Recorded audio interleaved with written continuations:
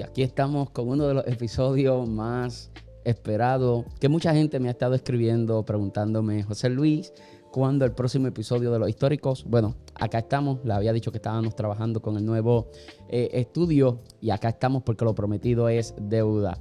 Y como siempre, para esta sección del podcast de Los Históricos, pues me acompaña mi brother Ángel Luis Torres. Ángel Luis, bienvenido acá a Legado nuevamente. Gracias. Dios les bendiga a todos los que nos escuchan. De verdad que emocionado porque estaba esperando que se diera otro episodio de Los Históricos. Agradecido de Dios, bendecido y emocionado para aprender de hombres de Dios que nos enseñan cada día.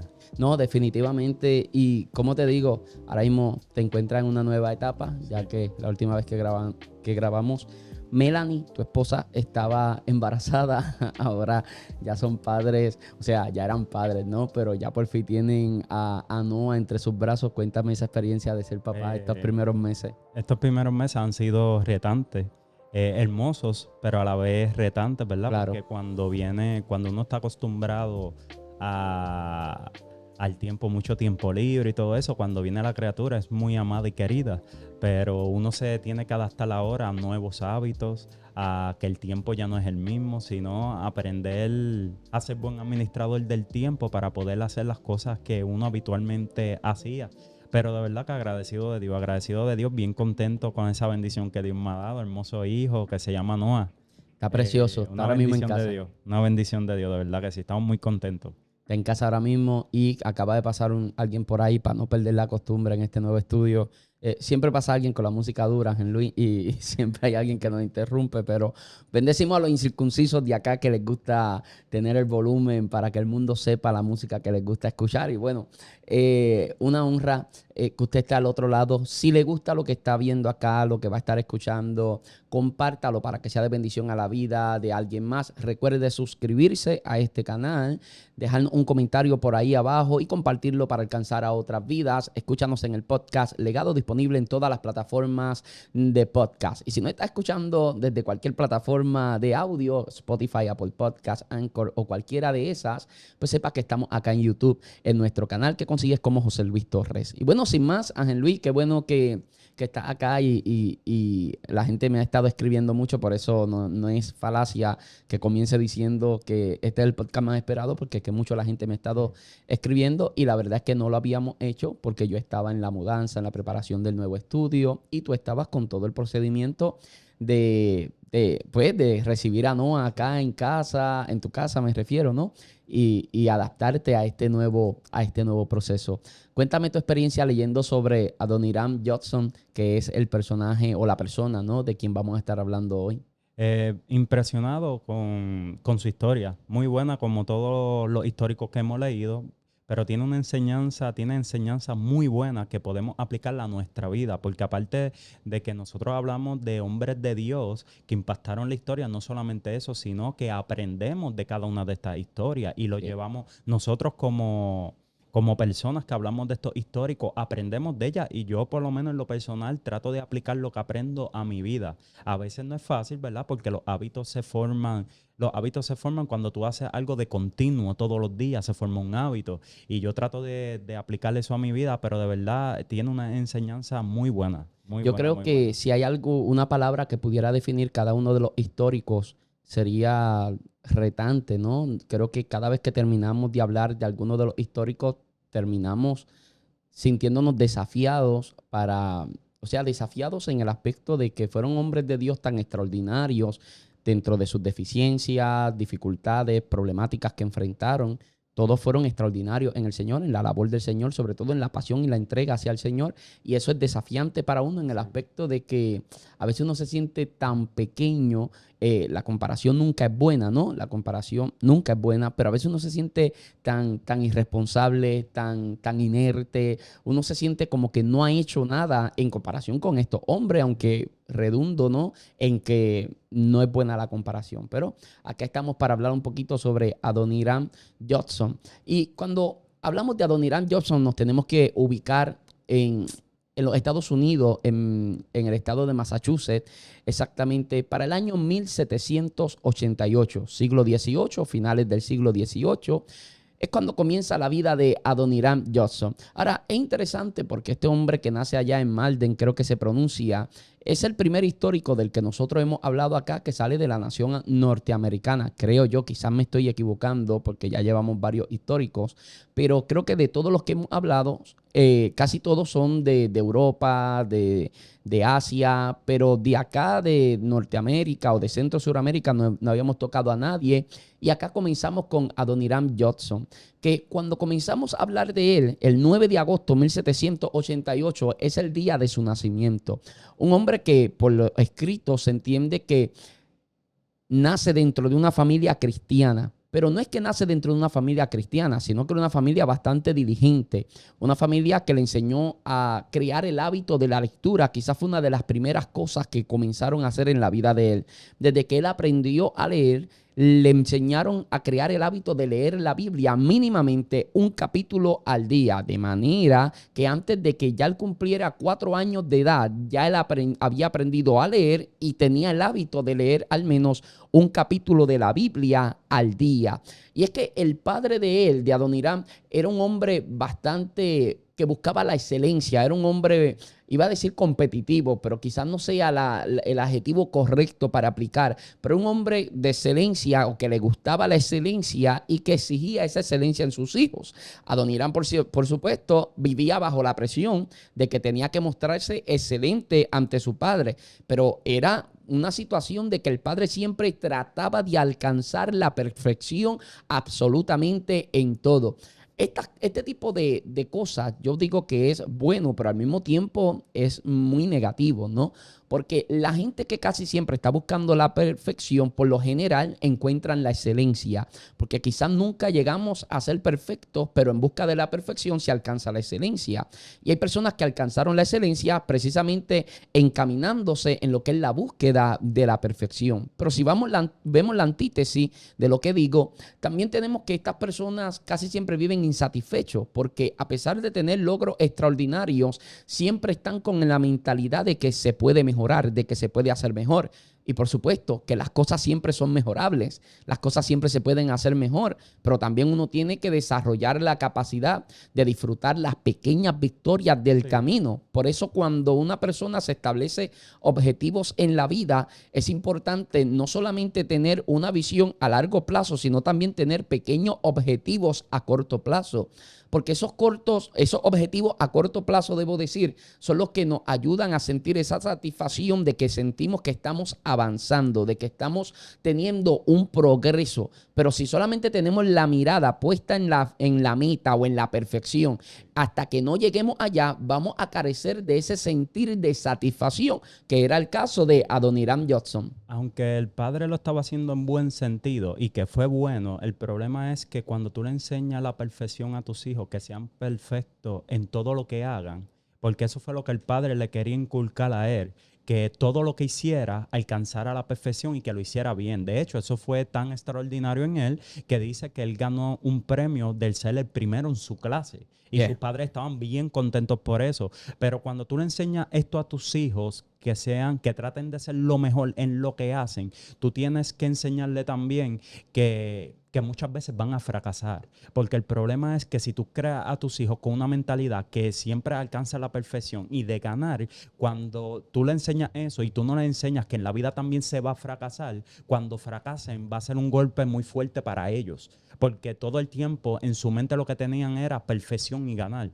Tú tienes que enseñarle a tus hijos que en la vida también se va a fracasar, porque la Biblia dice que Job en una ocasión dijo, lo que temí, eso me sobrevino. Entonces, ¿qué pasa? Muchas veces cuando tú tienes miedo a fracasar en tu ministerio, cuando tú tienes miedo a fracasar en algo, Dios va a permitir que tú fracases en esa área. ¿Por qué? Porque cuando tú tienes miedo a algo, luego de tú fracasar en algo, ya tú no tienes miedo. ¿Ves? Si tú tienes miedo en fracasar en tu ministerio, tú vas a seguir en tu ministerio, pero con ese miedo, y Dios va a permitir que tú afrontes ese miedo.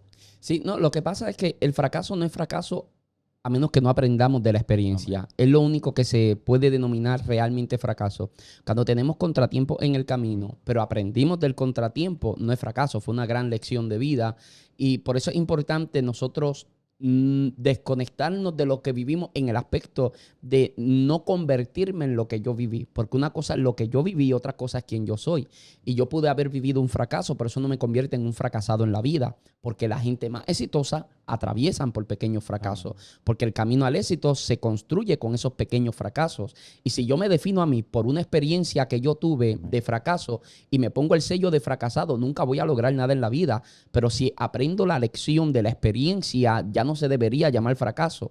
Ahora fue una gran enseñanza que obtuve, de manera que no es fracaso, fue un peldaño más para el camino hacia el éxito. Sí, hace como 2 días yo hablaba con mi esposa Melanie y estábamos hablando de algo así más o menos y yo le decía a ella, muchas veces cuando tú vas a la iglesia, Dios te dice una palabra, dice, tienes un gran ministerio, vas a triunfar, yo voy a usarte grandemente. Dios te dice el final, pero Dios no te dice el proceso. ¿Por Claro. qué? Porque para que cuando uno esté en el proceso y esté en el momento difícil del proceso, en la parte difícil que Dios está formando tu carácter, tú sepas que tu final no es ese, que esa no es tu realidad, que eso es un proceso, que tu realidad fue la palabra que Dios te dijo proféticamente. Así es. Por eso Dios siempre te dice el final y nunca te dice el proceso, porque nosotros como humanos, si Dios nos dijera el proceso que tenemos que pasar para llegar a las cosas que Dios tiene con nosotros, muchos de nosotros diríamos, yo no lo quiero, porque el proceso está demasiado fuerte, pero Dios te dice el final del proceso para que cuando tú estés en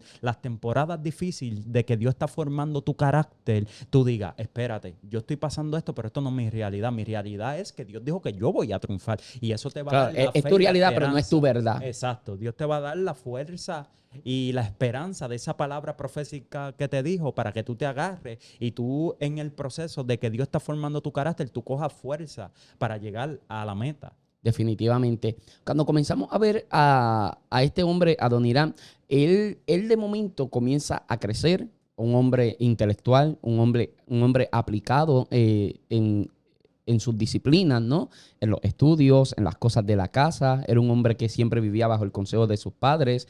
Pero algo pasa cuando él está estudiando. A medida que está estudiando, él estaba cerca de un grupo de personas que todos eran ateos. Y eran personas que le gustaba la profundidad del pensamiento. Y se hizo muy amigo de un muchacho que se llamaba Ernesto, ¿no? Y Ernesto era una persona de este tipo de personas que cuestionan la fe de la gente simplemente por tener fe, ¿no? Porque ven a las personas que viven por fe o que tienen fe como personas de un pensamiento poco objetivo, ¿no? De un pensamiento poco objetivo. Y no es tan así. No todas las personas que viven abrazando la fe son personas que carecen de un pensamiento crítico, es lo que estoy buscando, de un pensamiento crítico. No es que carecemos de objetividad, no es nada de eso. Pero en el caso de Adoniram lo afectó. Y tanto así que llegó un momento en el que él llegó a la casa de sus padres y él le dijo, mira, mami, papi, ya yo no creo en esto, yo soy ateo ahora. Pero este hombre toma esa decisión y sus padres quedan completamente afectados por la noticia de su hijo, el mismo que dedicaba todos los días un espacio de tiempo para leerse un capítulo de la Biblia, el que había desarrollado el hábito de la lectura, de la aplicación bíblica. De momento ahora le está diciendo a sus padres, ya yo no creo en esto, o sea, mi pensamiento ha cambiado. Y cambiar no es malo. Bueno, en este contexto sí, ¿no? Pero cambiar no es malo. Cambiar es sinónimo de avance, porque avanzar es cambiar, crecer es cambiar. Una vez un sabio dijo, he leído tanto que sería un insulto no cambiar mi pensar. Entonces, si yo he leído tanto sobre alguna temática, sería absurdo que al final de una vida, después de haberme leído tantos libros, yo continúe con la misma manera de pensar, ¿me entiendes? No es algo lógico, no es algo saludable. Se supone que si nosotros, ahí van lo de los helados ahora, Cristo amado. Esto es increíble. Se supone que si nosotros estamos en la búsqueda del conocimiento, de la sabiduría, para serle fiel a Dios, ¿no? Para armarnos o equiparnos, debo decir, para ser efectivo en la asignación que el Eterno nos ha confiado, pues definitivamente, si yo no cambio mi pensar, algo estuvo mal en mí, algo no aprendí, algo no crecí. En el contexto de Adoniram, pues por supuesto que estamos en una parte pues negativa. Ahí es donde vemos que la gente dice, el conocimiento es poder. En verdad, el conocimiento no es poder hasta que tú lo pones en práctica. Porque si solamente tú tienes conocimiento y tú no pones en práctica lo que tú sabes, en verdad no tienes ningún poder. El conocimiento entonces no es poder. El conocimiento es poder cuando tú tienes el conocimiento y pones por práctica lo que tú sabes. Claro. Y entonces es fascinante cuando nosotros comenzamos a ver esto porque ahora de momento el muchacho es ateo. De momento el muchacho ya no cree en Dios. De momento el muchacho ya no cree en todo lo que le enseñaron desde pequeño, que es algo bastante común hoy en día. Muchos de nuestros jóvenes se van a la universidad y de momento un día le dicen a su mamá, a su papá, no, ya yo no quiero ir más a la iglesia porque pues yo respeto que ustedes crean, pero ya yo no creo así, no pienso así, mi mentalidad cambió por completo y se respeta, se respeta. Pero cuando nosotros ponemos, nos vamos al contexto, discúlpame, en el que Adoniram le dice eso a sus padres, un día Adoniram va a casa de su tío. Y en casa de su tío había un joven predicador. Y este joven predicador tiene una conversación con Adoniram. Y mientras están hablando, se da cuenta que este joven no era ninguna persona inepta, no era una persona falto de letra, no era una persona de estos faltos de un pensamiento crítico, sino que era un muchacho profundo en palabra y era un muchacho que comenzó a hablar de una forma que el Adoniram, que ya no creía, el muchacho que ahora era elocuente, el muchacho que ahora tenía un pensamiento crítico y que buscaba, que era crítico en todo lo que leía y en todo lo que estudiaba, de momento comienza a ser confrontado fuertemente por este joven predicador. Y es tocado, pero profundamente, hasta el nivel de que cuando él se va de allí, comienza a pensar en lo que era la eternidad, comienza a tener este tipo de cuestionamientos existenciales que uno siempre tiene en la vida, ¿no? Sobre todo cuando tiene ese encuentro con Cristo, con la palabra del Señor. Quiero hacer un paréntesis. Dios siempre forma personas y tiene personas preparadas para este tipo de casos en específico. Claro, no todos somos apologetas. Todos deberíamos tener un conocimiento mínimo de apología del evangelio para poder presentar una sana defensa o una defensa buena de este santo evangelio, pero no todos vamos a ser apologetas, no todos estamos enfocados en esa rama. Pero todos deberíamos tener un conocimiento mínimo. Pero sí Dios tiene gente específicamente formado ahí. Hay un canal de YouTube que es poderoso, que a mí me gusta bastante, que es precisamente Rincón Apologético. Me estoy riendo porque ya se me había olvidado el nombre. Rincón Apologético. Este muchacho argentino que es excelente en su labor, en lo que él hace. Y aunque no estemos de acuerdo en todas las posturas de otros asuntos en cuanto a lo que es apología, es excelente este muchacho y me parece fascinante. Así que 100% recomendado. Vaya, búsquelo, véalo porque es muy bueno sobre temas de apologética. Y este hombre se dedica a eso. Y este muchacho que estaba hablando con Adoniram, parece que era un muchacho bastante bueno, respondiendo las preguntas, bateándole todo lo que Adoniram quizás podía ponerle. Y Adoniram esa noche la pasó en un lugar, en un hospedaje, y cuando estaba en el hospedaje, él estaba pensando, Ángel Luis está muy calladito hoy, él estaba pensando en todo lo que le había dicho este joven predicador. Y mientras está meditando en esto, él está escuchando en la habitación de al lado como unos quejidos, como si hubiera una persona que parece que le está pasando algo. Y él estaba meditando y pensando, tenía la preocupación de quién estaba allá al lado, ¿verdad? Porque se oía como si fuera alguien que estuviera realmente pasándola mal de salud. Pero él estaba en esta cuestionante, él diciendo, ¿qué va a pensar mi amigo Ernesto cuando sepa que ahora estoy de nuevo pensando, ¿no?, en Dios, en la Biblia, el cristianismo, que ahora de momento he tenido esta conversación y me está cambiando mi percepción? Y él estaba como que en esta batalla. Ahora, cuando él está en esa villa, pasando la noche, ese joven que estaba moribundo allí al lado murió, definitivamente murió. Pero es interesante porque mientras él escuchaba la agonía de esa persona, él se preguntaba, ¿será el moribundo una persona creyente? ¿Será que esta persona está preparado para morir? ¿Habrá arreglado su vida con Dios? Recuerda que este hombre hace un día era ateo y ahora está meditando en todo esto. Al otro día por la mañana, cuando él se levanta, le dicen que la persona que había muerto en la habitación continua a la de él era un joven sumamente brillante, era una persona muy inteligente de nombre Ernesto. Efectivamente, quien había muerto en la habitación de al lado era su amigo, era Ernesto. Y cuando esto sucedió, él quedó profundamente marcado por lo que vino siendo la muerte de Ernesto. Ahora, esto le dejó a él una marca porque hay momentos en la vida que marcan un antes y un después. Y que son estos momentos que nos sirven. Hay una expresión específica para eso, que da un giro en nuestra vida, ¿no? La gente que lo escriba por allá abajo en los comentarios. Pero es este momento donde tienes una experiencia que lo cambia todo, que te da ese giro en la vida y te encamina a lo que realmente es el propósito de tu vida. No solamente eso lo marcó, quiero ir un poquito atrás, tocar un punto, Ajá.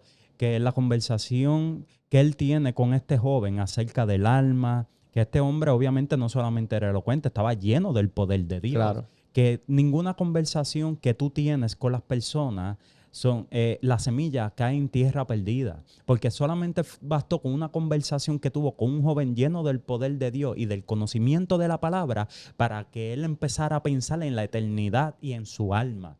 ¿Por qué? Porque muchas veces en nuestro trabajo, en nuestro diario, muchas veces decimos, yo no voy a hablarle de Dios a mis compañeros de trabajo, ya yo les he hablado. ¿Por qué? Porque uno lo ve como que no tiene eficacia en tener una conversación de 5 minutos. Sin embargo, él solamente bastó con un par de minutos para que él pensara en la eternidad. Y eso pasa con nosotros.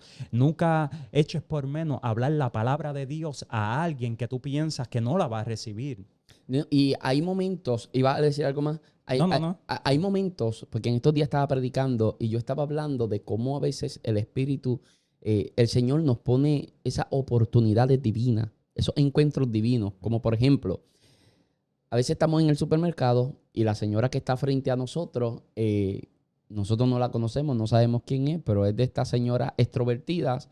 Y de momento la señora empieza a contarte que su hijo se está divorciando, que tiene tal problema, que la mujer le fue infiel o que le fue infiel a la mujer, que su nieto está en la cárcel, que pasó esto con su esposo, que hay problemas familiares. Y muchas veces, siendo completamente honesto, a veces uno está pensando, diciendo, wow, esta señora le está contando la vida a un extraño. ¿Y qué me interesa eso a mí? Pero claro, a veces nosotros decimos, ¿qué me interesa eso a mí? Porque vivimos tan con gringolas, ¿no? Y vivimos tan enfocados en lo nuestro, tan enfocados en lo que me afecta a mí, en lo que me pasa a mí, que nos cuesta poder identificar una oportunidad que Dios nos está dando para impartirle a un alma que está en necesidad. No es casualidad que esa persona, entre todos los compañeros de trabajo, quiera desahogarse contigo. No es casualidad que dentro de todos los vecinos con quien quiera hablar y contarle y hacer catarsis sea contigo. Quizás sea porque esa persona puede percibir que en ti hay algo que puede ayudarle a aliviar su dolor. Y no es algo, es alguien, es el Espíritu Santo de Dios que nosotros portamos con nosotros. Es la gracia de Dios que pone en ti y la gente ve algo en ti, es la gracia de Dios. Algo interesante también que era en el entorno donde él se pasaba, donde él estudiaba, obviamente era un entorno de ateísmo. Cuando él sale de ese entorno, que él se gradúa de la escuela y él sale, ya era más fácil para él que Dios tratara con él. Y eso pasa. A veces los jóvenes cristianos en las universidades, en los trabajos, su entorno, mucha gente dice, las personas se dañan porque quieren. Pero tarde o que temprano, cuando tú andas con un grupo determinado de personas, si tú eres cristiano y todo el tiempo andas con gente mundana, tarde o que temprano algo se te va a pegar de esas personas. Porque la Biblia dice, el que quiera ser sabio, júntese con sabio. Sí, el que anda con sabio, sabio será mal. El que anda con necio será quebrantado. Y entonces no es que tú lo eches a un lado, pero ciertamente nosotros como humanos somos criaturas de hábito. Y cuando andan mucho tiempo o todos los días con una persona, tarde o que temprano se te va a pegar algo. Entonces, a veces tenemos que identificar nuestro entorno de amigos y dónde nos pasamos. Porque a veces eso influye tanto en nuestras vidas que tenemos que salir de entorno, a veces hasta de propios familiares. A veces hay familiares que tenemos que salir de ese entorno. No es que no los visitemos más nada, pero es que a veces hay que salir de esos entornos porque eso está parando a veces tu espiritualidad, te está enfocando mal en otras cosas de este mundo. A veces estamos tan afanados. En este mundo postmoderno, en este mundo ahora 2022, estamos tan afanados por las cosas materiales específicamente, porque obviamente las cosas han subido, las cosas no es tan fácil. Y en esta mañana yo leyendo la Biblia, estaba leyendo un proverbio, Proverbios capítulo 3, y el Señor me hablaba mucho a mi mente y a mi corazón y me decía, los leoncillos necesitan y tienen hambre, pero los que buscan a Jehová no tendrán falta de ningún bien. Y muchas veces cuando sabemos la palabra, por eso es que digo que el conocimiento no es poder hasta que tú lo pongas en práctica, porque muchas veces sabemos mucha palabra de Dios, pero no ponemos en práctica lo que sabemos de la palabra de Dios, por lo tanto, la palabra de Dios no se hace realidad en nuestras vidas. Por eso a veces sufrimos más de lo necesario. ¿Por qué? Porque en debe aplicar lo que sabemos de la palabra de Dios, pasa el tiempo, y hasta que no pasa un impacto como le pasó a él cuando murió Ernesto, que eso lo impactó tanto, una conversación y la muerte de su amigo Ernesto dieron un giro de 360 grados a su vida. Y a veces pasa con nosotros, tenemos mucho conocimiento, pero hasta que no viene una situación que impacta nuestra comodidad, o sea, nuestra salud, en nuestras finanzas, es que empezamos a No poner... golpes tanto la mesa. Empezamos a poner, perdón, uno se entusiasma hablando. Empezamos a poner en práctica entonces, porque no tenemos más remedio, lo que Dios dice en su palabra. Definitivamente. Hay un estudio que dice que nosotros terminamos convirtiéndonos, no sé si convirtiéndonos, no, pero me falta la información. En estas 5 personas que más cercanas a nosotros, que nos rodean, son las personas que más influyen en nosotros. Y definitivamente el que se junta con sabio, sabio será, y el que se une a necio terminará siendo quebrantado. Y por eso es importante que nosotros sepamos escoger nuestro círculo íntimo, poder conectarnos con personas que puedan compartir los mismos principios que nosotros compartimos. No estamos diciendo que vamos a desechar de nuestra vida a toda la persona que no piense como nosotros, pero ¿cómo andarán juntos si no estuvieran de acuerdo? ¿A qué me refiero con esto? Que es importante, el camino es más llevadero cuando vamos acompañados de personas que persiguen los mismos objetivos, porque mutuamente podemos estimularnos para persistir y permanecer hasta alcanzar los objetivos deseados. Warren Buffett, no sé si dije el nombre bien, es un Ajá. multimillonario americano, un americano multimillonario, no sé si es que tiene 70 y pico de años ya. Él dice, él da muchas charlas acerca de economía, porque eso es lo fuerte de él, de la economía, claro, de las inversiones. Y él dice muéstrame tus 5 amigos, tu círculo íntimo, y yo te diré cuál va a ser tu estado económico de aquí a tu futuro. Él dice, porque con las personas que tú te rodeas, eso es uno de sus dichos profundos y lo dice, claro, en todas sus pláticas. Él dice, tus amigos íntimos que te rodean es lo que van a aportar en ti y eso es lo que tú vas a hacer. Definitivamente, ¿no? Y él lo habla en el aspecto económico, nosotros lo hablamos en el aspecto del carácter, pero es así prácticamente en todo, prácticamente en todo. Ahora, él comienza a escribirle a su novia y a decirle a su novia que en todo lo que, o sea, estaba tan apasionado por el Señor tras la muerte de Ernesto que él la lloró, tras ese evento que lo marca tan profundamente, de esa conversación con ese joven. Él entrega su vida por completo. Y quiero hacer la nota aclaratoria, 2 notas aclaratorias. Número 1, estoy vestido de hacer ejercicio, pero no estaba haciendo ejercicio. Este es mi gozo de hacer ejercicio. y una de las cosas que uso, a veces me he visto así para hacer ejercicio, pero no estaba haciendo ejercicio, fue que lo primero que vi. Y la segunda nota aclaratoria es que en estas historias, cuando uno lo está leyendo, a veces hay un lapso de tiempo grande entre una cosa y la otra, que nosotros pues lo desconocemos, ¿no? Nosotros simplemente estamos buscando información, estamos estudiando, pero ahora mismo no sé cuánto tiempo había pasado desde que había tenido ese encuentro con el Señor, ¿no? Esa conversación con ese joven desde la muerte de Ernesto hasta que él le escribe esto a su novia, ¿no? Porque hasta este momento ni sabíamos que tenía novia, pero aparece Ana en el panorama. Ana es, ¿verdad? Sí, Ana aparece en el panorama. Y él le escribe a Ana, interesantemente, él le dice, en todo lo que hago me pregunto a mí mismo, ¿agradará esto al Señor? Esto es tan característico de ese primer amor, es tan característico debería ser característico del cristiano en general, ¿no? Pero en ese primer amor es lo único en lo que nosotros pensamos. Y hace unos capítulos atrás del podcast había yo entrevistado a Eleonor acá y Eleonor me hablaba sobre eso. Eleonor hablaba de cómo cuando ella se convirtió, decidió cambiar todo en su vida porque lo único que pensaba era en Dios.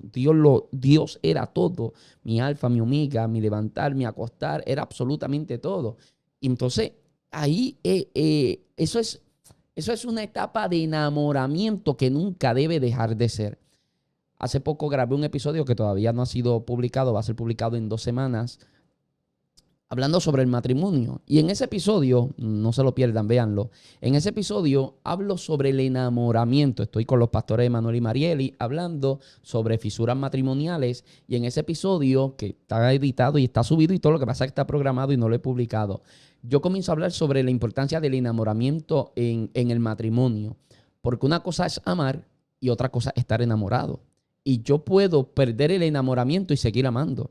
Y puedo amar a mi esposa sin enamoramiento y que ya no haya enamoramiento. Y eso es peligroso, porque el amor es lo que nos da vida en el matrimonio, pero el enamoramiento es la calidad de vida que vamos a tener en ese matrimonio. Entonces no es lo mismo decir, no, yo la amo y estoy ahí en los momentos buenos y los momentos malos, a decir, yo la amo y cada día se lo digo, le doy un beso, se lo demuestro con detalles, la apoyo en todo lo que ella emprende, estoy con ella mano a mano en cualquier necesidad. O sea, no es lo mismo, el enamoramiento es detallista, el enamoramiento es atento, el enamoramiento nos hace permanecer alerta, el enamoramiento nos hace todo el tiempo poner a la otra persona le damos prioridad, ¿no?, a la otra persona. Todo el tiempo estamos atentos, todo el tiempo estamos pendientes. Y si eso afecta un matrimonio, ¿cuánto afectará nuestra relación con Dios? Y a veces amamos a Dios, pero hemos perdido el enamoramiento. Y es lo que Dios le escribió a la iglesia de Éfeso, o lo que Dios le dijo a la iglesia de Éfeso. O sea, pero tengo una cosa contra ti, que has perdido tu primer amor. Y Dios le da una estrategia que se basa en 3 cosas. Eso lo hablo allá, pero igual lo voy a decir aquí. Él dice, por tanto, mira de dónde has caído. Número 2, arrepiéntete. Y número 3, vuelve a las primeras obras. Número 1, ¿qué fue lo que yo perdí en el camino? Ese hábito de oración, ese hábito de lectura, la santidad, la integridad, la honestidad. ¿Qué fue lo que yo perdí? Número 2, arrepiéntete. Importante. No es lo mismo pedir perdón que arrepentirse. Es fácil pedir perdón. Lo que no es tan fácil es tener un corazón genuinamente arrepentido. Pero número 3, vuelve a las primeras obras. Entonces, el Señor nos dice, si tú identificas de dónde fue que tú caíste, si tú te arrepientes y regresas a las primeras obras, tú vuelves a lo que es esa etapa de primer amor que nosotros dentro del contexto matrimonial llamamos enamoramiento. Yo pienso también que mucho tiene que ver también cuando tú estás en el primer amor buscando a Dios. Obviamente, si tú te conviertes como nosotros, que tuvimos el privilegio de ser criados en el Evangelio, pues cuando tú no tienes novia ni nada y tienes mucho tiempo libre, puedes dedicarle mucho tiempo al Señor. La cuestión es cómo tú le pides sabiduría a Dios para ser buen administrador del tiempo. Porque entonces, cuando tú te casas, como nosotros que estamos casados, de by the way, felicidades, ¿verdad? Porque, digo, yo no sé si tú lo habías dicho aquí. Sí. Sí. Se nota que no ven mi contenido, mijo.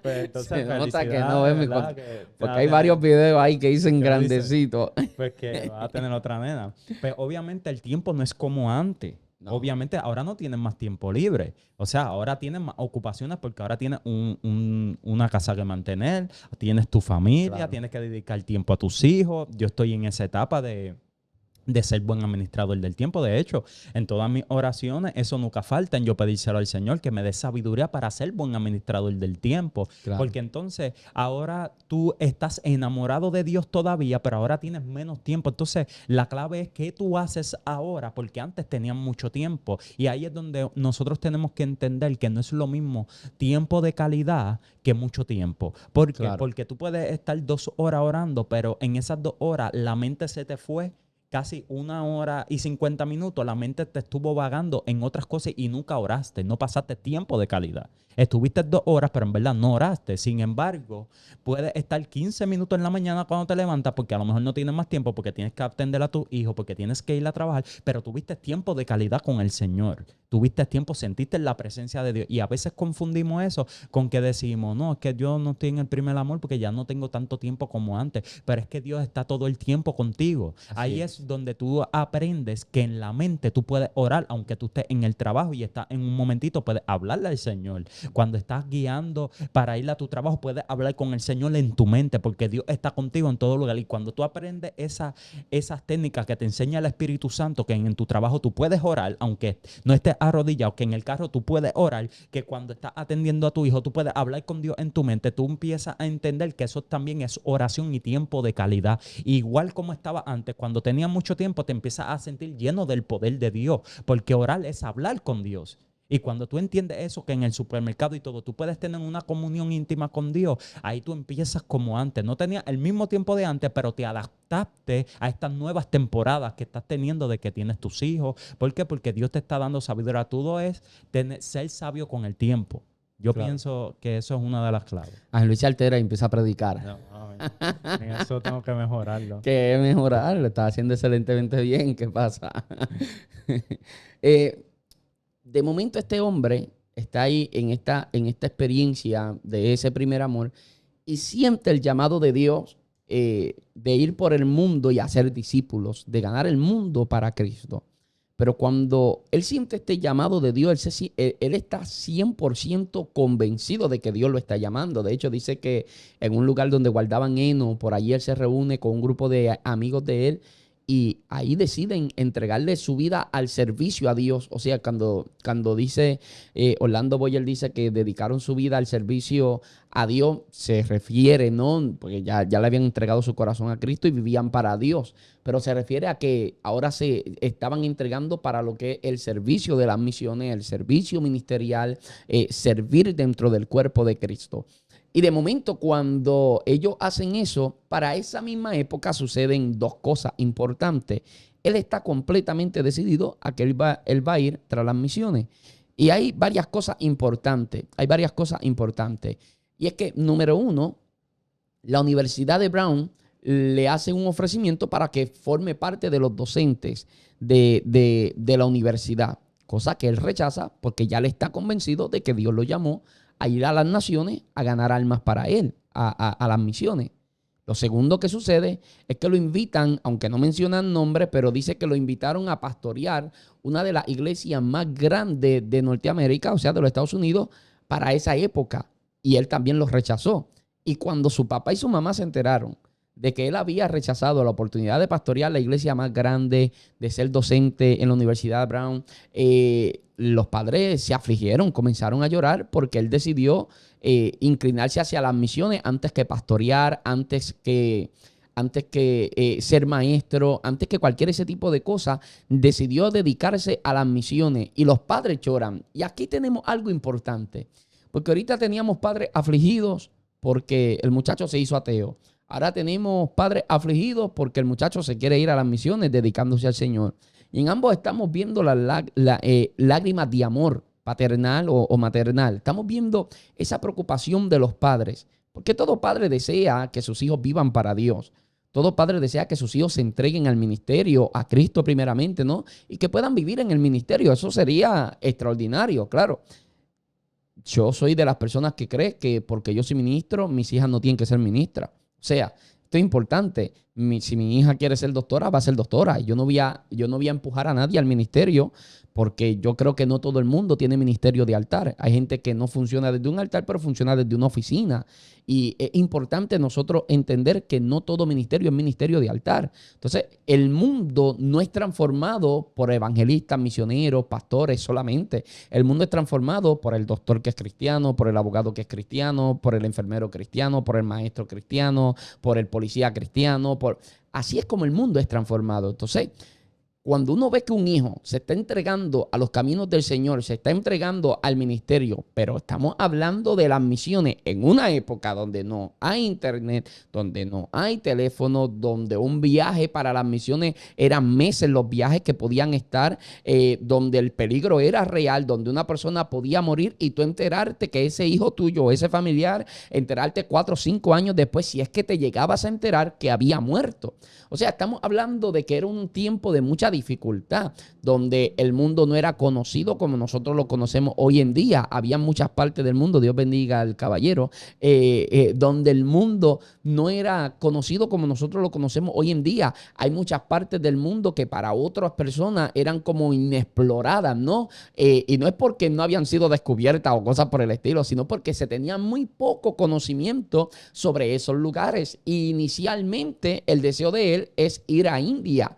Pero cuando decide ir a India, era un viaje bastante largo. Pero hay otro detalle acá que no podemos pasar por alto. Y es que ya él se había casado cuando él decide emprender en el ministerio. Y es que sucede que cuando él decide irse para allá, la esposa también demostró ese tipo de heroísmo, ¿no? En atreverse a acompañar a su esposo, porque según la información que nosotros tenemos, Ana sería la primera mujer misionera en salir de los Estados Unidos. Si eso es un dato incorrecto, usted me lo deja por ahí en los comentarios, pero el dato que nosotros tenemos acá es que ella demostró, ¿no? Ese valor y ese heroísmo al ser esa primera mujer que salía de los Estados Unidos como misionera, acompañando a su esposo Adoram Judson. Adoram, dije el nombre bien, ¿verdad?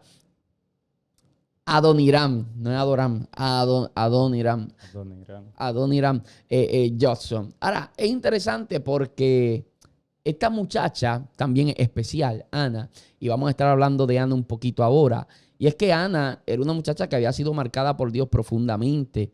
Cuando ella tenía aproximadamente 16 años, era una muchacha bastante vanidosa. Vanidosa, esa es la palabra que estaba buscando. Era una muchacha bastante vanidosa. Y aquí va a pasar algo ahora que a mí me causa mucha curiosidad y te voy a decir que...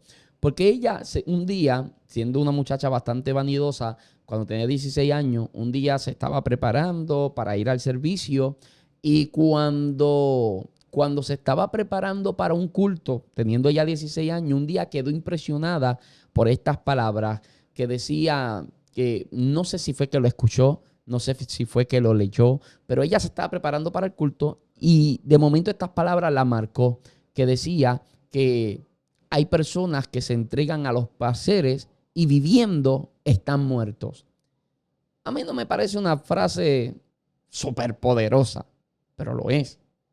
Hay personas que se entregan a los placeres y viviendo están muertos. Pero eso es lo que me llama la curiosidad. Cosas que no parecen tan extraordinarias para uno, pero que hay personas a las que le cambia la vida. Por eso una gran experiencia no se mide por cuán pomposa puede ser la historia, por cuántos factores sobrenaturales hay en la historia. Porque hay gente que ha visto ángeles, ha visto demonios y hoy se perdieron, ni le sirven al Señor. Hay gente que vio las manos de Dios, hay gente que vio, qué sé yo, que han tenido visiones, que han tenido experiencias que uno las oye y uno dice, wow, qué impresionante. Sí, pero ni le sirven al Señor, ni están buscando de Dios y quizás hasta murieron apartados de los caminos del Señor.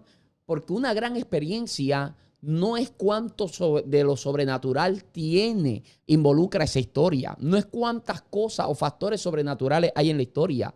Lo más tremendo de una historia y lo más poderoso de una experiencia, debo decir, lo más poderoso de una experiencia es el efecto que causa esa experiencia.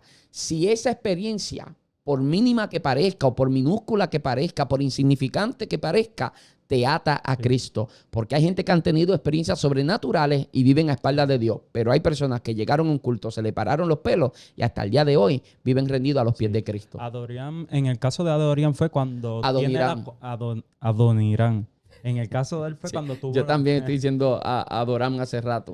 Fue en el caso cuando tuvo la conversación en casa de su tío con este joven y luego muere Ernesto. Eso fue lo que hizo que su vida girara a 360. En el caso de ella, que ella era vanidosa, le impactó. A nosotros a lo mejor no nos impacta porque a lo mejor puede ser que no seamos vanidosos. Pero en el quizás caso no de a la altura de ella. Exacto. Yo creo que todos somos un poco vanidosos. Sí, pero no, quizás no. Pero tú no tanto, porque tú cogiste lo primero que viste y te lo pusiste. Parezco un loquito, ¿verdad? No. Es que acuérdate que tenía que montar algo aquí. Es que estaba montando. En el stand de libros. Exacto, este librero, el segundo librero que está acá. Sí. Y entonces, pues no podía. De hecho, estaba todo sudado antes de empezar a grabar aquí, pero.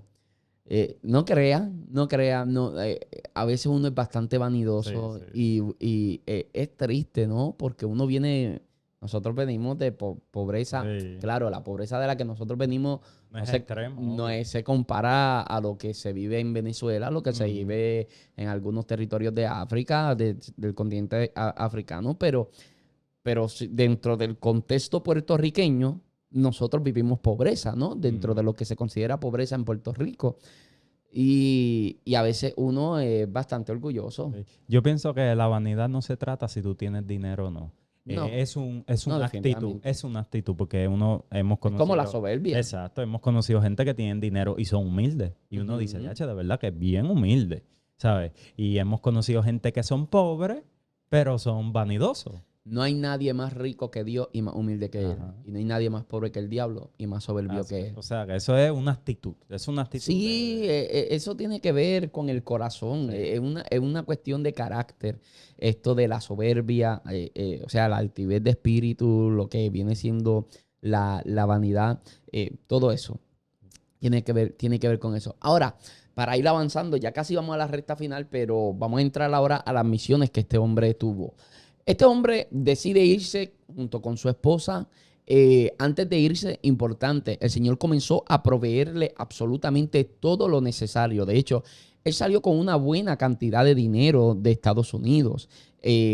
Parte de ese dinero era dinero que él tenía ahorrado y otra parte de ese dinero eran donaciones que habían hecho diferentes denominaciones. Perdóname, es que el cable del micrófono hace rato me está roceando la pierna y pensé que era un lagartijo, me asusté. Y de momento, ¿qué pasa? Que ellos deciden irse y ellos iban con una buena cantidad, con una buena cantidad de dinero.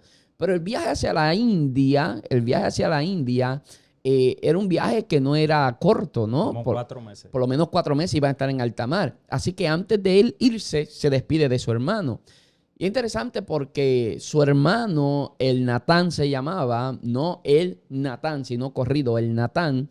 El Natán no le estaba sirviendo al Señor en ese momento. Y cuando él se despide de su hermano, oró fervientemente al Señor para que pudiera tocar el corazón de él. Y de hecho, esta era la última vez que él vería a su hermano. Por eso estoy hablando de que emprender en las misiones, sobre todo en ese contexto histórico, era bastante duro. O sea, hoy en día sigue siendo durísimo. Las personas, para mí, héroes de la fe son las personas que hoy en día se meten en la ventana 1040, ¿no? Este tipo de personas que se meten en esos países, para mí, son cristianos de otra liga, cristianos de otra clase. Es una serie completamente diferente a lo que la mayoría de nosotros somos. Yo los admiro, yo los respeto y creo que es una especie en peligro de extinción. Y de momento este hombre decide emprender, hacer todo eso, pero son 4 meses duros, 4 meses fuertes, donde tanto él como ella se enferman a mitad de camino, comienzan a padecer, comienza a ser sumamente difícil. Porque hay que considerar que ellos no sabían otro idioma que no fuera el inglés. De manera que esta gente se estaba aventurando para un lugar para empezar desde cero literalmente. No es que había ya una base misionera, no es que allá había un contacto o cosa parecida. No, es que esta gente iba literalmente a abrir campo. Por eso es interesante por demás. Por eso es que sus padres también lloraban, porque ellos iban a un lugar donde el evangelio, en muchos lugares donde el evangelio nunca había llegado. En Birmania, que es donde se desarrolla esta historia, que es donde Dios lo llevó, ahí nunca se había escuchado el evangelio. Él iba a empezar de cero. De hecho, él iba a traducir la Biblia al idioma de ellos, por eso es que también sus padres lloraban. Pero algo que interesante que me llama la atención es que cuando ellos están los 4 meses en esa embarcación que se enferman y la están pasando pésimo, aún así el escrito dice que una de las cosas que los mantuvo de pie y los ayudó fue su fe ferviente. Claro. En otras palabras, ellos nunca dejaron de buscar a Dios en oración a pesar de la situación que ellos estaban viviendo. Y eso es bien importante porque hay momentos críticos en nuestra vida donde humanamente a veces nos alejamos de Dios aún siendo cristianos. Porque las cosas se ponen difícil y es parte del ser humano, es parte de ser cristiano, ¿sabes? Pero ellos sobrepasaron esos límites que aún pasándolas tan difícil, aún a punto de morir, aún así seguían orando y buscando a Dios. Por eso es que ellos tenían una fe tan inquebrantable por el tipo de intimidad tan fuerte que tenían con Dios. Definitivamente. Fue en el año 1812 cuando ellos se van. y comienzan ese viaje hacia la India, que ese era el destino que ellos tenían, que ellos querían. que ellos querían, el destino que ellos tenían. Y aquí vemos algo bastante interesante, ¿no? Porque ellos sabían qué era lo que Dios quería que ellos hicieran. Lo que ellos no tenían claro era el lugar, porque la India, Dios no les dijo que fueran a la India. Dios sí les dijo que era lo que ellos querían y ellos buscaron un lugar de necesidad al cual ellos pudieran impactar. De manera que es interesante cómo eso funciona. Cuando ellos pasan esos 4 meses, fueron 4 meses en una embarcación que eso debe sentirse como una eternidad, ¿no? Claro, uno disfruta un crucero porque uno está 7 días ahí, pero estar 4 meses ahí debe ser terrible.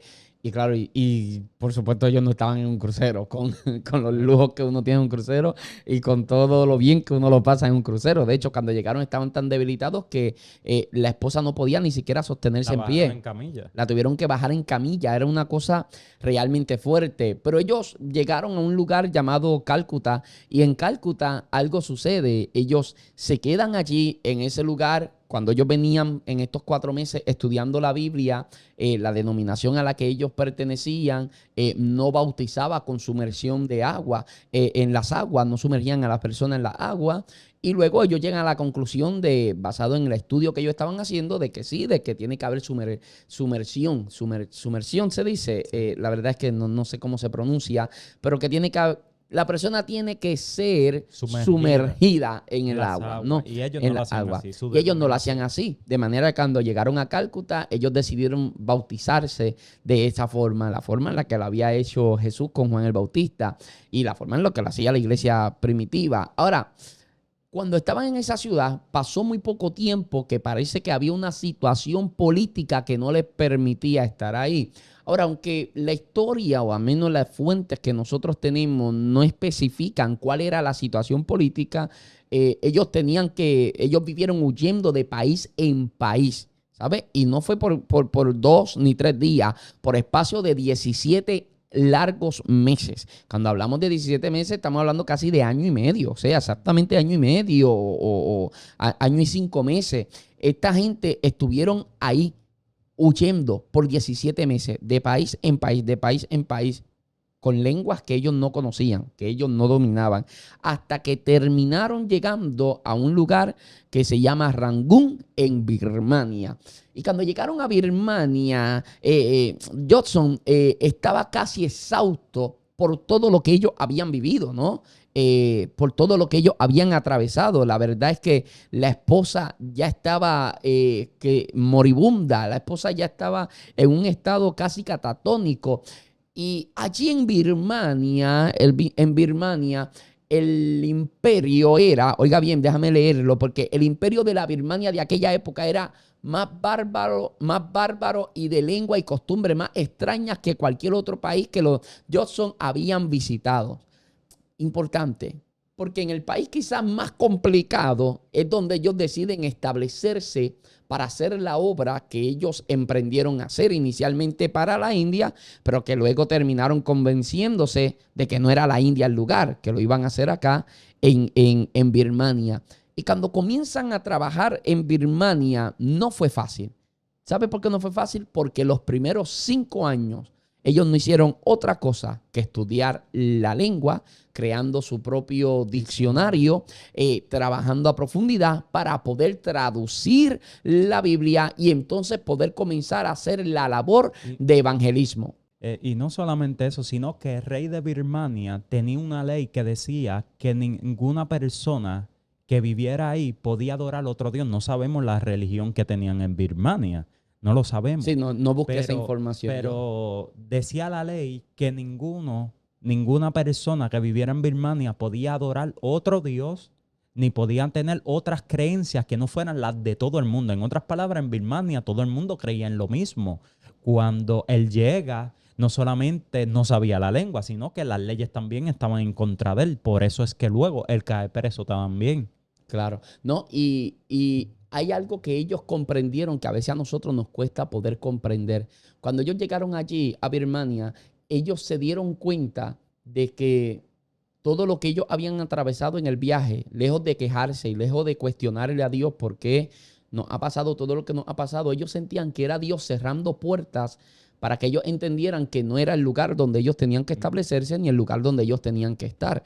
Y cuando ellos llegan a Birmania, era justo un lugar estratégico. ¿Por qué? Porque eventualmente, o Rangún para ese tiempo, era el puerto principal de Birmania y era un lugar estratégico para comenzar a predicar a Cristo en contra del paganismo del continente asiático. Entonces era muy importante ubicarse en un lugar que fuera tan estratégico. Una estrategia que también hacía el apóstol Pablo, porque Pablo, ¿dónde es que iba a evangelizar principalmente? A las grandes metrópolis, porque son los lugares donde habían, por ejemplo, el ejemplo de Corinto, quizás es uno de los mayores, ¿no? Porque era un lugar, un puerto sumamente importante, donde él podía abarcar a un mayor número de personas de diferentes partes del mundo y lograr así una mayor propagación de este santo evangelio. Ahora, cuando ellos están allí, ellos tuvieron que crear su propio diccionario, como antes dijimos, y gramática, y pasaron hasta 5 años y medio antes de que pudieran llevar a cabo el primer culto. Y aquí estamos en algo que es importante. Siempre que hablamos de los históricos, recomiendo el podcast de Jonathan García, o sea, la entrevista que le hice en este podcast a Jonathan García, quien preside el ministerio Aliento a las Naciones o la agencia misionera Aliento a las Naciones. Es impresionante porque a veces nosotros pensamos que es ir y empezar a predicar y ganar almas para Cristo. No, no, no. Esta gente dedicó 5 años y medio de su vida en el estudio, en el análisis, en el aprendizaje, adaptándose a la cultura, aprendiendo de la cultura, metiéndose en la cultura, traduciendo la Biblia, para luego de 5 años y medio poder por lo menos dar el primer culto. O sea, no estamos hablando de una labor fácil. Yo estoy seguro que más de una vez en esos 5 años y medio habrán pensado en desistir, en regresarse quizá a los Estados Unidos, en sentir que estaban perdiendo el tiempo, que era una labor más fuerte de lo que ellos habían pensado. No debió haber sido fácil. De hecho, eso nos dice a nosotros que cuando Dios nos llama a un ministerio, sea cual sea, sea misionero, sea el pastorado, eso quiere decir que aunque hayan pasado muchos años de la palabra que Dios te haya dado, y aunque mucho tiene que ver con nosotros, de que en ese tiempo Dios está formando nuestro carácter, si es que nosotros todavía seguimos buscando a Dios en el primer amor y no nos apartamos, porque eso también atrasa el plan de Dios. Muchas veces depende de nosotros también, de que continuemos ahí año tras año, aunque se alargue el proceso, pero si en ese año tras año seguimos buscando a Dios, Dios sigue formando nuestros caracteres, pues vamos a tener victoria. Pero eso nos dice también que tardanza no significa fracaso, sino porque a ellos les pasó. Ellos tuvieron muchos años tratando de aprender la lengua, descifrando la Biblia al idioma de ellos, y eso no quiere decir que fracasaron, sino que se tarda un poco, pero se cumple. Hace que uno lo admire más, porque el trabajo fue más duro, fue más difícil. Y ese mismo año pudieron bautizar al primer convertido. Una victoria impresionante que uno lo ve como que, wow, estar 5 años. Y cuando por fin puedes dar el primer culto, estar casi todo un año para ganar una alma es verdaderamente duro. Pero más alto fue el precio que Cristo pagó en la cruz del Calvario por nosotros. Y algo sucedió porque a él le ofrecen trabajo como intérprete luego que domina la lengua. De India vinieron ofertas y todo esto. Pero en la capital, de aquel entonces Birmania, la capital era Ava, y en Ava él estuvo preso durante 11 meses. En la búsqueda que he tenido estudiando la historia de él, no encuentro, o por lo menos Orlando Boyer no nos provee, porque digo en la búsqueda como si hubiera buscado muchas fuentes, pero Orlando Boyer no nos provee la información de cuál fue la causa de ese arresto. Pero él estuvo 11 meses preso, ¿no? En Ava. Y estuvo varios días en compañía de otros 60, oiga bien, 60 presos que habían sido condenados o sentenciados a muerte. Y estaban encerrados en un edificio que estaba oscuro. Lo único que se escuchaba era el sonido de los lamentos de la gente que sabían que pronto iban a ir donde el verdugo para que le cortaran la cabeza. Era un lugar sin ventilación, completa oscuridad. Era un lugar sumamente inmundo. Y pasaba los días enteros con las manos y los pies atados a un cepo. Y esto es impresionante porque dice que por el resto de su vida las marcas de aquellas cadenas se quedaron en su piel. Se quedaron en su piel. Bueno, dije por el resto de su vida, pero ahora mismo no estoy seguro si ese dato es correcto. Fue por el resto de su vida hasta que murió. Hasta que murió. Sí, hasta que murió. Llevó las marcas de esas cadenas. Y en este punto, cuéntanos la historia de la esposa Ana que le llevó la almohada. Bueno, Pero imagino yo que en este punto debe ser, sí, debe haber sido cuando en él este cae punto. preso, que obviamente no sabemos por qué, pero especulo yo, como te dije hace ratito, que era que había una ley que decía que no podían creer en otra creencia, y si se convirtió en una persona, Me parece lógico. si se convirtió en una persona, posiblemente haya quebrantado la ley y lo hayan metido preso por eso. Pero anyway, eso es solamente especulación cuando tú lees la historia. Pero cuando él Sí, pero cae, tiene mucho sentido lo que estás sí, diciendo. cuando él cae preso, interesante un dato que dice Boyer, que dice que él no hubiera soportado esos 11 meses si no hubiera sido por Ana, que el carcelero le permitió a Ana llevarle comida a él, y le daba palabras de esperanza cada vez que lo visitaba, y eso le daba aliento a él. Pero en una ocasión en especial, Ana hace una almohada. Entonces yo lo veía y yo me reía, yo decía, eso era como tráfico. ¿Por qué lo digo? Era literalmente Porque eso. Ana, cuando le hace la almohada, ahí aprovecha y le mete la Biblia que él la había traducido del idioma inglés al otro idioma. Sí, no sé qué No, idioma no, se hablaba allí. Birmania. no sé. Era, No sé. él Déjame, le yo estaba, te lo busco sí, aquí. él la estaba traduciendo, el tiempo que él tenía libre la traducía cuando no estaba preso, y a Ana se le ocurrió la idea de ponérsela en la almohada. Entonces, cuando le lleva esa almohada, él estaba, aunque estaba preso, él estaba contento. ¿Por qué? Porque él sabía que ahí estaba la palabra de Dios, lo que él había traducido, y más también la podía leer. Claro. Entonces, ¿qué pasa? Él estuvo preso, todos esos meses que él estuvo preso, el carcelero le quita la almohada. Birmano. Birmano. Es Pues, el idioma oficial de Birmania. pues él le estaba traduciendo a birmano. Entonces, ¿qué pasa? El carcelero le quita la almohada a él para su propio uso. Luego que Ana se entera de eso, con mucho sacrificio, hace otra almohada mucho mejor para convencer al carcelero que le devolviera la almohada que tenía, porque ahí tenía la Biblia, y él darle la otra que era mucho mejor, y lo logra hacer. Cuando él lo logra hacer, la Biblia él no la había terminado de traducir. Sin embargo, el tiempo que estuvo preso, como no había más tiempo de hacer más nada, él pudo traducir toda la Biblia al idioma. Sí, Entonces, que todavía no estaba traducida en su no estaba totalidad. traducida. Pero esto me llama la atención. Hay algo aquí que me quiero detener. ¿Por qué?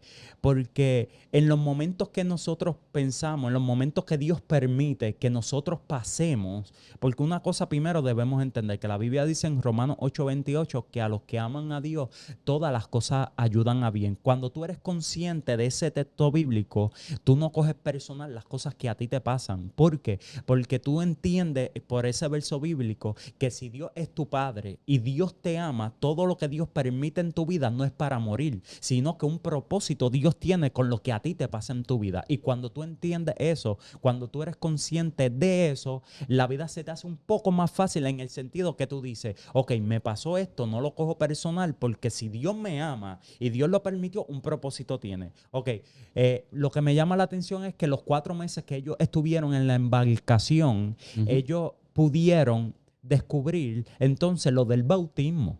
O sea, ese tiempo que ellos estuvieron buscando a Dios, esos 4 meses, aunque estuvieron a punto de morir, pero sin embargo le sacaron provecho a que ese tiempo que tenían ahí, ellos descubrieron por ese estudio que estaban haciendo, que ellos lo estaban haciendo mal, sino que tenían que sumergirse en las aguas para ser bautizados. Luego, cuando él cae preso, él lo vio como una pérdida de tiempo, el momento que él estuvo preso, pero sin embargo no fue una pérdida de tiempo, porque ese tiempo que él estuvo preso no tenía nada más que hacer, y pudo traducir toda la Biblia.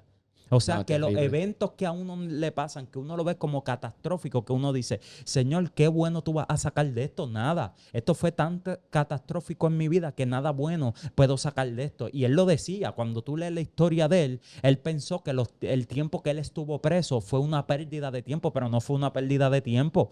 Porque si él hubiera estado predicando, a lo mejor no hubiera tenido tiempo de traducir la Biblia, le hubiera tomado mucho más tiempo. Sin embargo, en el poco tiempo que estaba, no tenía más nada que hacer, solamente traducir la Biblia.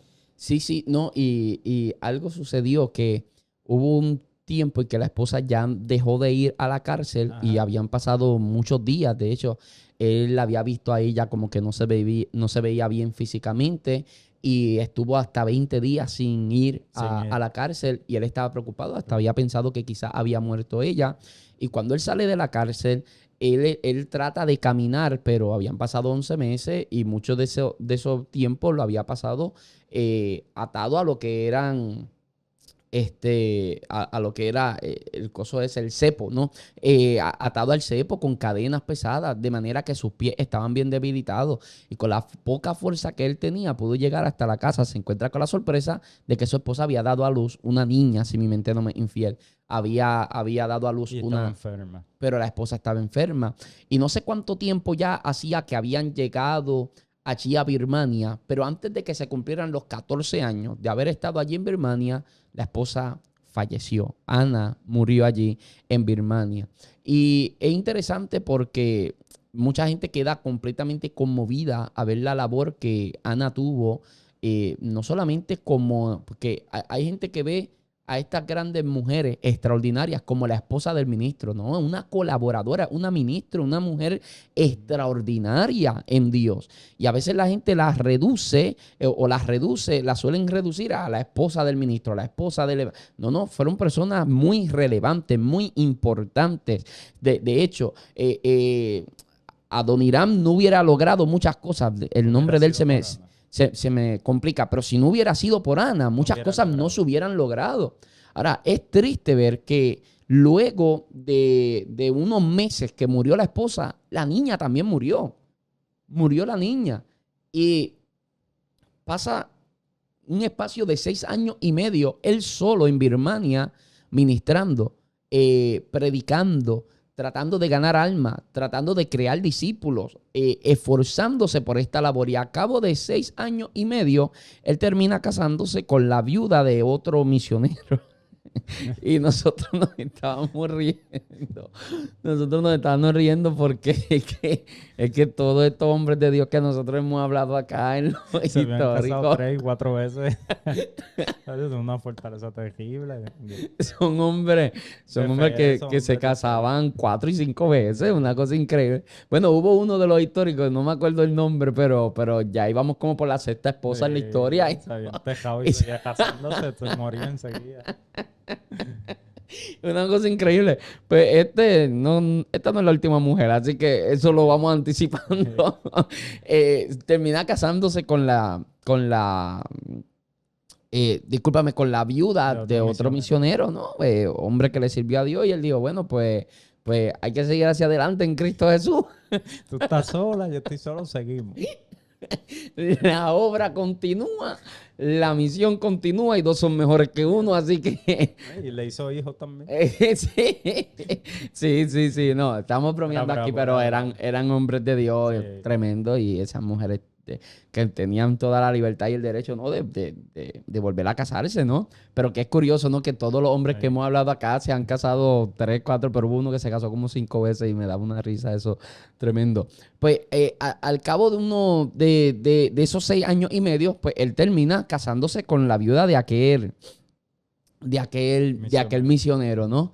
Y perseveraron allí por espacio, creo que por espacio de 20 años, ¿no? Por ahí. Él estuvo allí ministrando, haciendo quizás una de las mayores contribuciones que se le podía hacer a Birmania en esa época, y de hecho en la historia, ¿no? Que es la traducción de la Biblia a la Biblia entera a la propia lengua del pueblo, que es birmano, ¿no? Que ahorita te lo había dicho, pero lo dejé por aquí, por si acaso se me olvidaba.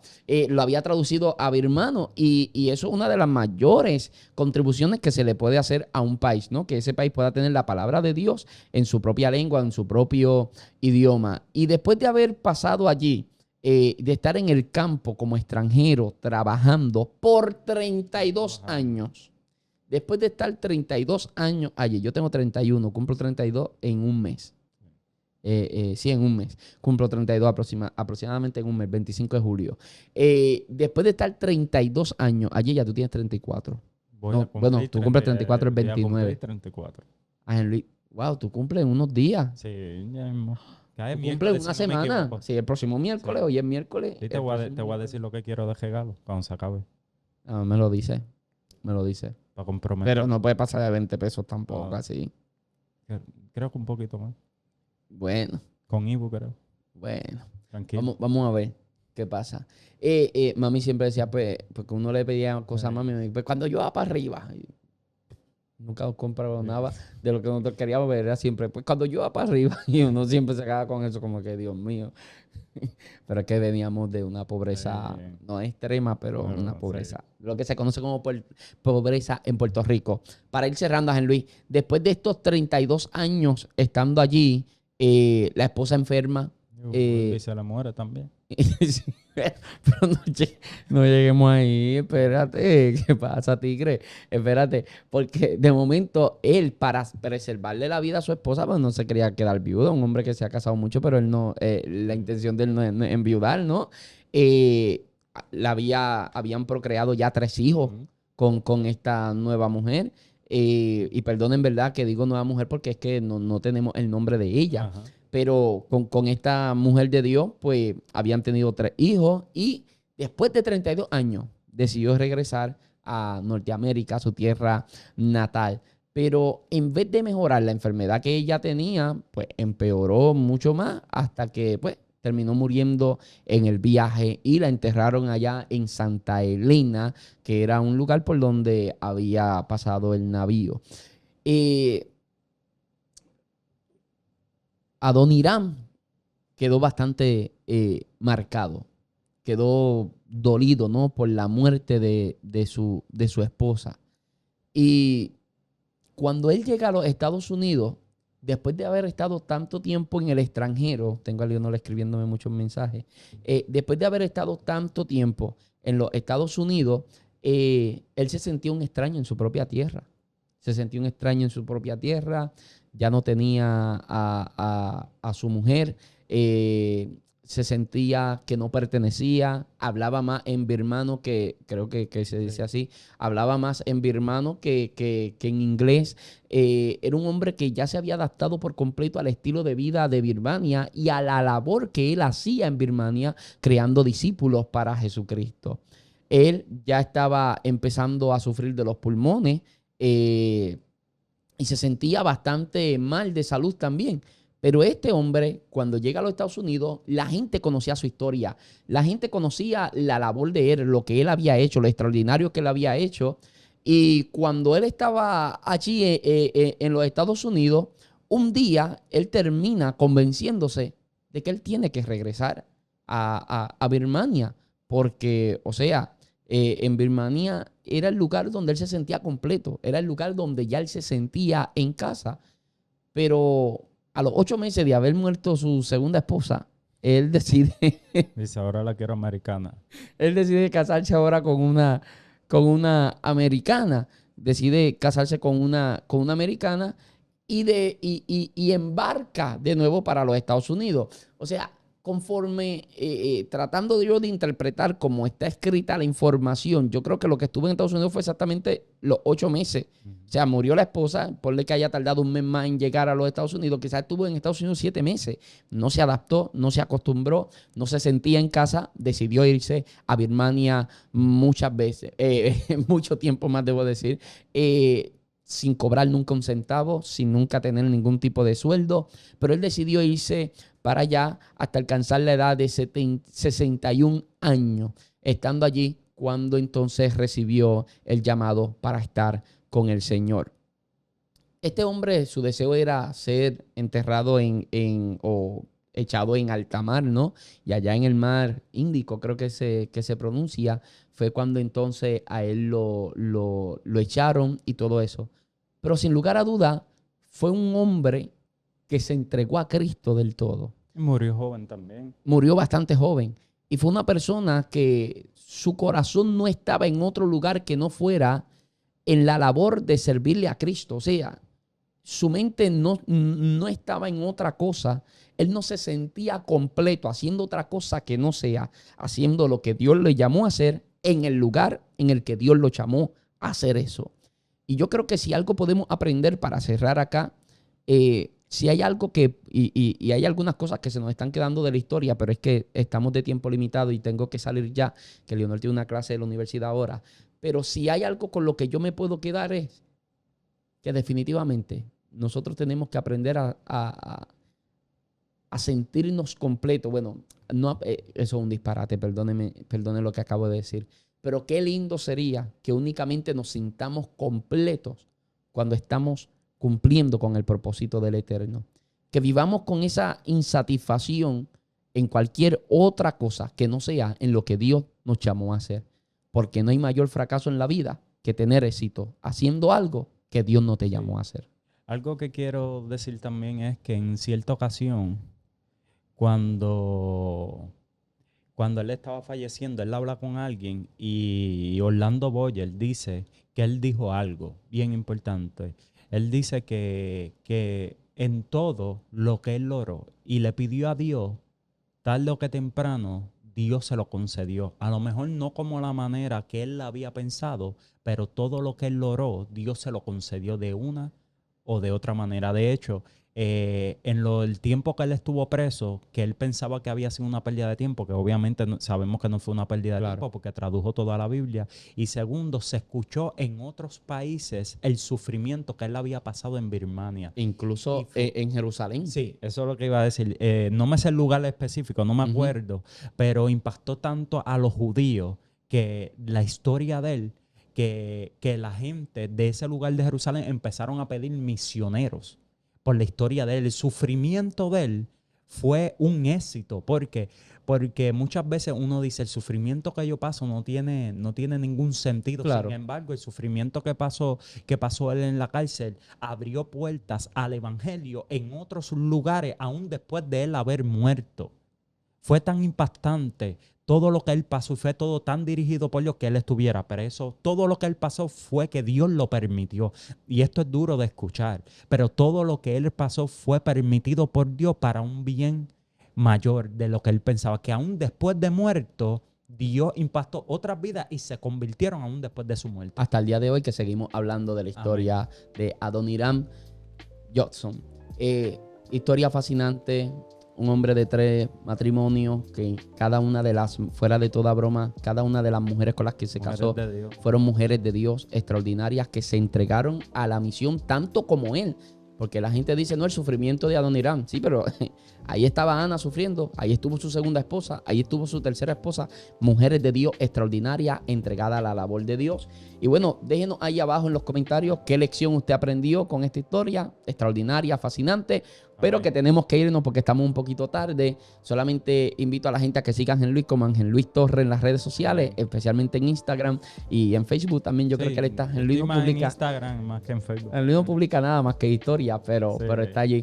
Y bueno, nos deja allá abajo su opinión, lo comparte para que sea bendición a la vida de alguien más. Y no olvides suscribirte al canal de YouTube o al podcast, donde sea que nos esté escuchando. Suscríbete y compártelo para que sea de bendición, de bendición a la vida de alguien más. Será hasta una próxima oportunidad. Dios les bendiga, paz. Dios te bendiga.